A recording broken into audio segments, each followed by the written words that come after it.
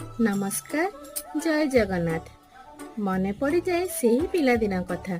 चलतु आज झाल मटर प्रस्तुत करबा। एई झाल मटर कहार कहार पसंद निश्चय कमेंट करी कहिबे। मु जेतेबेले छोट थिली कौनसी यात्रा किमा मेला को गले झाल मटर खाइबा को बहुत पसंद करे। आजिकाली रो पिला माननकु झाल मटर कहिले से माने जानि पारंतिनी। आज भी मोर मने अछि से स्कूल बेलार कथा। स्कूल गेट सामने जड़े भाई झाल मटर बिक्री करती। मु खाई छुट्टी हेले प्राय झाल मटर खाई थाए। सेते बेले तो टंके 2 टंका हेले हो जाउथिला, किंतु आजिकाली 5-10 टंका न हेले होनी।